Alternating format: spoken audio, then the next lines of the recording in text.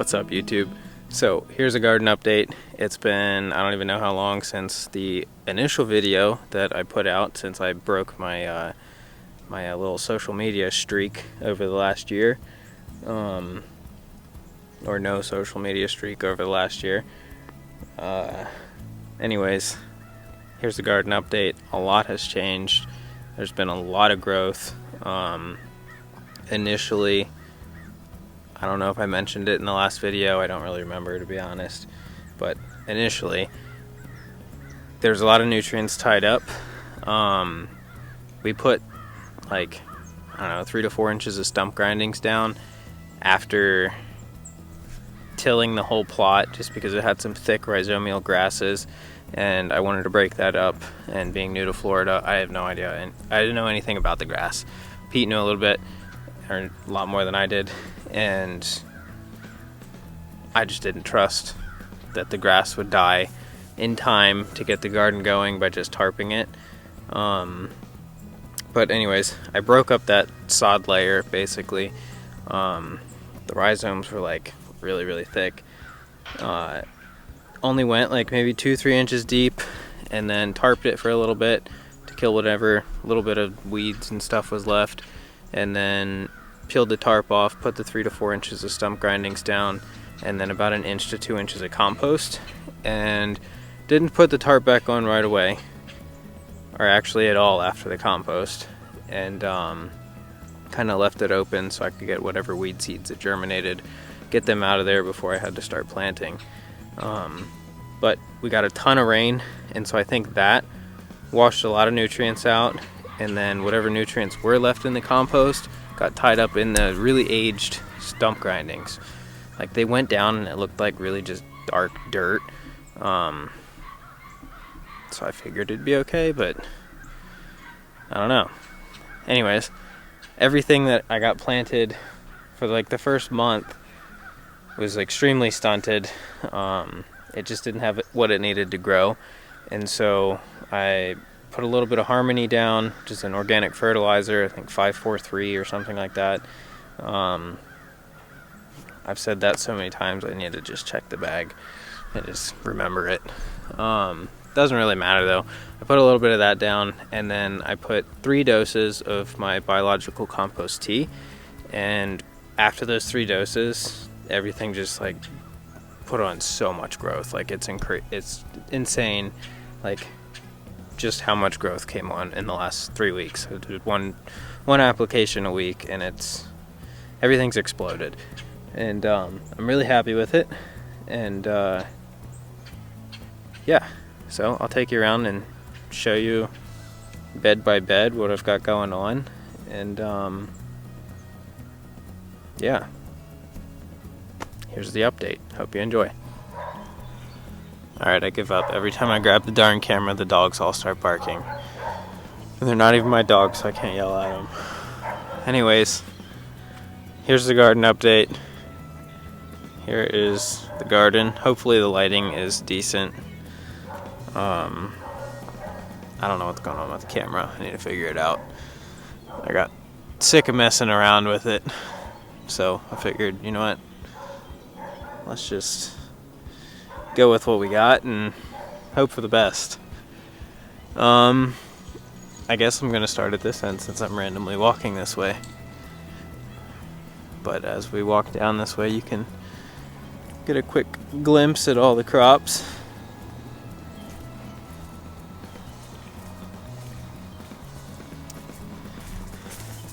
We're passing a huge cucumber patch. They're actually loaded. Let's see if we can find some. I just picked a couple. Let's see, I know there's one here.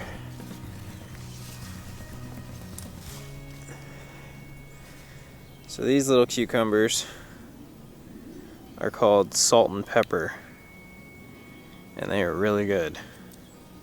Taste like a normal cucumber. They don't taste like salt or pepper. But they're like a gherkin-sized cucumber, kind of small, perfect for pickling, good for slicing, and Yeah, let's see. I have the microphone turned around facing towards me so you guys don't complain about the audio. This is not how you record with it, but yeah. Hopefully it's working out pretty good, but I'm gonna crack it next to the microphone so you're not gonna be able to see it, but if I can crack it. Oh, this is a struggle with one hand. It's so small. Anyways, I'm just gonna bite it.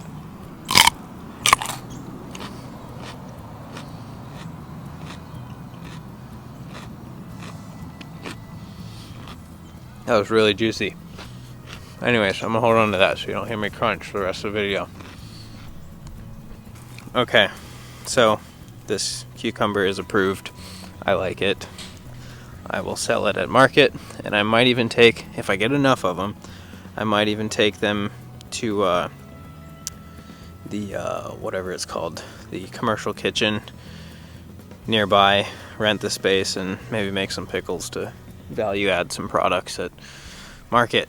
I'm also planning on hopefully taking the pak choi, which you'll see in a minute. I'll get down there and we'll talk about it then, I guess. Anyways, more cucumbers. The cucumbers are lined all the way down the front of the garden. It is really bright right over there, but trust me, they're down there. So, on the very edge of the, west side of the garden, I planted a row just because I had an extra tray of bunching onion. That's about 8 inches off the fence, just so I can weed whack that edge again, and keep it weeded and separated and make it look good. And then maybe a foot off of the bunching onion, right around here, is a row of cilantro that's just now starting to come up. Came up like within the last 3 or 4 days. Then we have an empty bed that will be planted soon. Another empty bed. This bed I planted this morning. This one is Astro Arugula. It's a really good arugula variety. We'll see how it does here. Pretty sure it'll be fine. So that'll be up in like 4 to 5 days, I bet. This is, what is that? Nebekan carrots, I believe. They came up about a week and a half ago. Planted them earlier this month. So it'd be about, I don't know, 15 to 20 days, I'd say, before they germinated. Carrots, that's older seed too, so carrots, they take a little bit. This is Hakurai turnips, planted this morning. This is more carrots. I think those are Napoli or something like that. Also planted same day as that bed. You can see they're more vigorous. You can hear the goose going off. This is bulb fennel with bunching onion interplanted. So there's 3 rows of bulb fennel and then bunching onion down the centers of those 3 rows. Here we've got 5 different types of mustard greens. Those were seeded like 4 or 5 days ago, and they're already starting to come up. The what is this? This is collard greens. They're doing good. Can't remember the variety. I think those are flash, actually. I've grown those before. They're pretty darn good. This bed, kind of hard to see because the sun's going down, but I just filled in the front half about to yay distance, whatever. Anyways, that's all Salanova. I kind of squeezed them in there. There's 5 rows. But past that is red tabby spinach. It had terrible germination on this half of the bed, as did that bed. That's which one is that? It's been a long day. Seaside. This is seaside spinach bed. This one had a little bit better germination, so I'm gonna leave it and then let the plants get a little bigger, and then probably fill in the bare patches with more Salanova, since that's a good cash crop. But like I said, from about right there all the way to the end of the bed, just didn't germinate, or it did germinate and something ate it. I don't know. We'll see. Doesn't really matter. But Salanova's fill in the space. That's the same price per pound for both crops, so I'm happy with whatever I get. I might plant another spinach bed in one of those empty beds down there in like another week or two or something. Anyways, this is cabbage. I have them written down somewhere what variety this bed is, but anyways, cabbage with Mizuna, direct seeded, interplanted in between and on the edges. The Mizuna will be harvested in probably a week to 2 weeks. We'll say 2 to 3 weeks. That'll all be ready to be harvested, and I might be able to get a second cut out of it, but we'll see. But by the time the Mizuna is all mature and out of there, the cabbages will be filling in. I just don't like to waste space.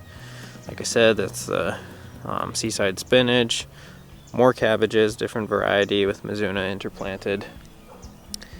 These are red ace beets. There's the, well, I guess it's 2/3 of the bed is beets, then the last half is broccoli.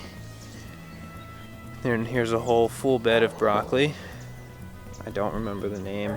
I'll have to look it up in my crop notes. More than likely won't remember to put it in the video, so just, that's broccoli. There you go. This is golden beets. Red Russian kale with radishes, direct seeded on the sides. There's 2 rows of radishes. Each row is a different variety. I was going to do Salanova, but I already have enough Salanova for now, so we'll interplant, or we'll succession plant the Salanova once these radishes are all harvested. There'll be 2 rows of Salanova on either side of the kale. Yugoslavian red butterhead lettuce is doing great. This lettuce always does really well. It's honestly one of my favorites. It just looks, gotta hold my cucumber, hold on. It just, I mean, just the colors, it looks amazing. I love it. And tastes amazing. And just does amazing. It's such a great lettuce. Anyways, Yugoslavian red butterhead lettuce. This is from seed that I've saved. This seed actually was saved in Washington last year, but I've been saving this seed for about 5 years now. Same with the, I'll just take you down there for this one. Outrageous red romaine. This is a really cool variety of lettuce. Super deep red color with green hearts. This lettuce was actually grown on the space station, and it's called outrageous, with like outrageous but with the word red in the middle. So some people think I'm saying outrageous wrong, but I'm not. That is its name. Let's see, where are we? Oh, so we've got our cucumbers going all the way down the fence, leaving gaps so I can hop over. But since lettuce doesn't spread out like a cucumber does, I planted every 8 inches in between our cucumber patches. Another variety of lettuce that I'm drawing a blank on. Don't judge. Anyways, I believe that's Coastal Star. Pretty sure that's what that one is. I have it written down again, but I don't have the marker on it. So we'll just make it up, call that one Coastal Star for now, I guess. And then further down the bed, you can kind of see where the color changes and the density of the lettuce changes. That is Jericho romaine, which is a heat-loving, or it puts up with the heat, I guess, and doesn't seem to show any stress. It's a good heat-tolerant lettuce. Got White Russian, so we got Red Russian over there, White Russian here, with some spinach planted on the sides. There's 2 rows, you can't see the other ones. They're kind of tucked in. This is Swiss chard. Swiss chard always kind of struggles when it's transplanted. If you don't get it at the ideal stage. These guys also got kind of leggy in the greenhouse early on when I was figuring out the best nursery environments for here, and the greenhouse is not it, at least early on in the season. So I'll get what I get out of this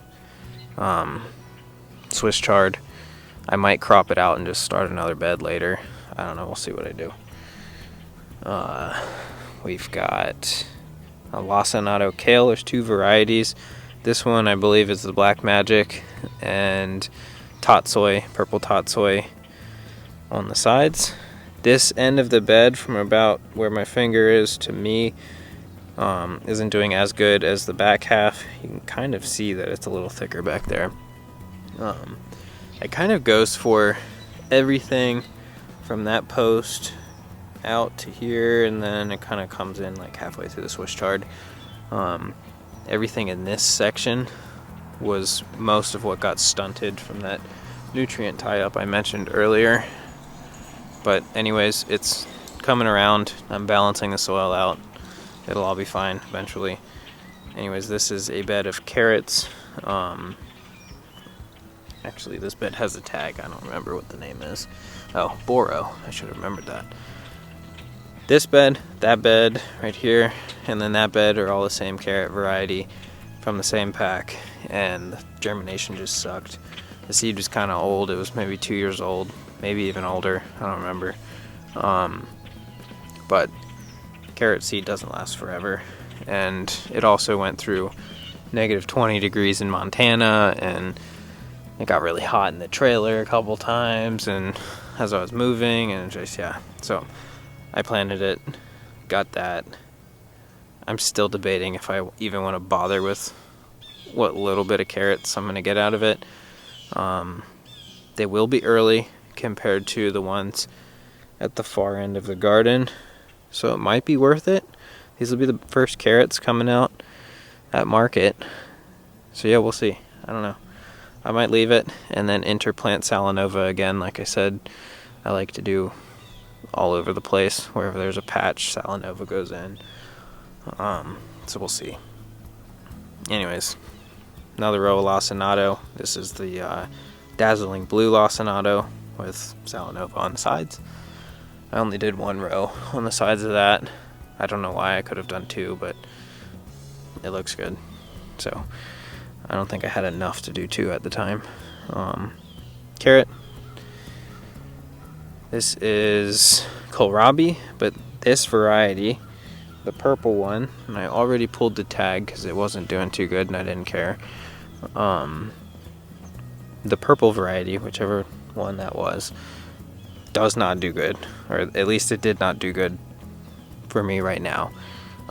It thrived in Washington, wasn't liking any of the conditions here as of right now. Maybe if I move it to a different spot in the garden, it'll do better at a different time of year. I don't know, we'll experiment with it. But anyways, I filled it all in with Salanova like an hour or so ago. Just got sick of looking at the bare patch. Don't want to waste the space. There is another bed of those iffy carrots. Here's a full bed of Salanova again. From about here down, it's growing a little slower than the back half. The back half looks really good. We can actually walk down there in a minute. Here is that tatsoi that took forever and a day to really get established. This stuff went in extremely leggy, but is now filling out quite nice. This is a baby, I called it tatsoi, I think. This is pak choi. But yeah, it's looking good. A lot of that, like I was mentioning on the other end of the garden, is going to be turned into some value-added kimchi, and yeah, most likely most of it's going to become kimchi, and then I'll take a good portion of it to market as fresh pak choi, see how much of it sells. I've got 2 rows of parsley. I'm not too sure how the germination is going to be with that. It's been in the ground for a fair bit of time. I have to look at my notes again just to double check, but either I'm going to reseed over it, or I'll get some new seed and seed it in a tray and put parsley out that way. But yeah, I was hoping that would be parsley by now. This is just some extra Mizuna that I had in a seed tray. Just kind of plugged it in. The wood chips are kind of thick here. We'll see what it does. It's just extra. We'll go on this end of the garden.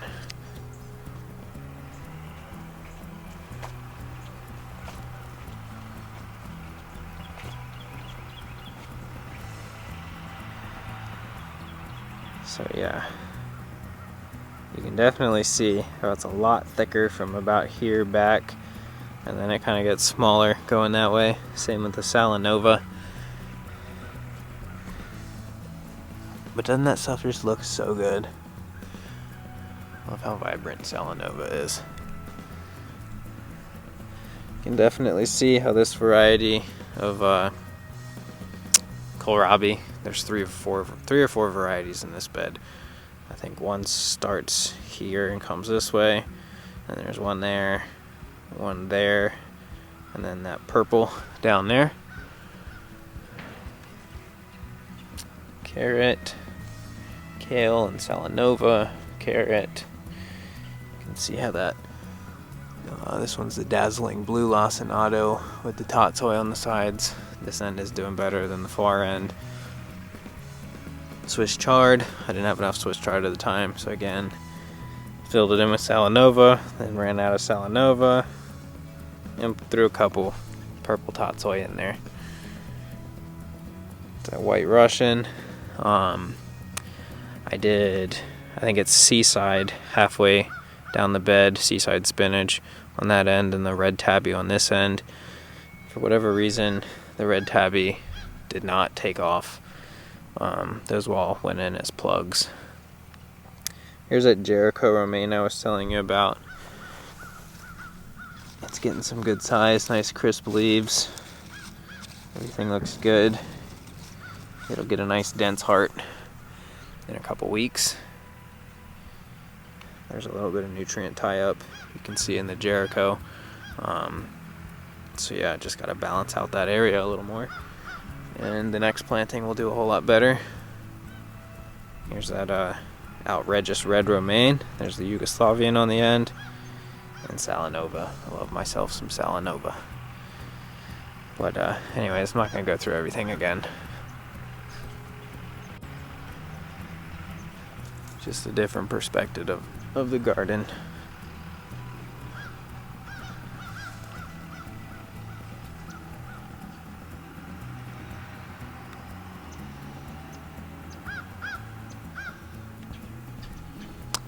Mulch Mountain was right over there. We got that taken out the other day.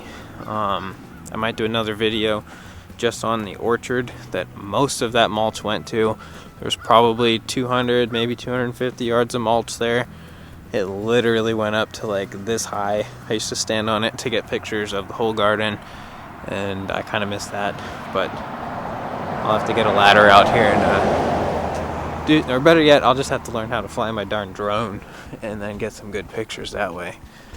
What am I thinking? Dragging a ladder out. Anyways. That's all spread out now. I inoculated this whole area earlier, just because 200 yards of mulch sitting in one spot for, I think it was there for over a year, kind of just kills the biology in that center area. Inoculated that whole area. This is going to become all market garden nursery area. And then we planted some bamboo for privacy on the back end. And then here's a little bit of nursery section I've got going on right now. It's all Salanova, some lettuce, multi-sown radish plugs, some next wave of Kohlrabi, some lettuce, multi-sown beets, bunching onion, Swiss chard, sugar snap peas, some bulb fennel, some Mizuna. Sweet potatoes are still in the bed way over there. They're gonna get pulled probably in the next week, and then I'll top that whole area off with another layer of probably compost. We only put down wood chips in that area, but compost, and then start planting some of this out there. But there's the garden update. Hope you enjoyed. Hope you got some inspiration out of it. Maybe you even learned something. But anyways, I'm gonna call it a day. happy gardening. God bless. And yeah, grow some food.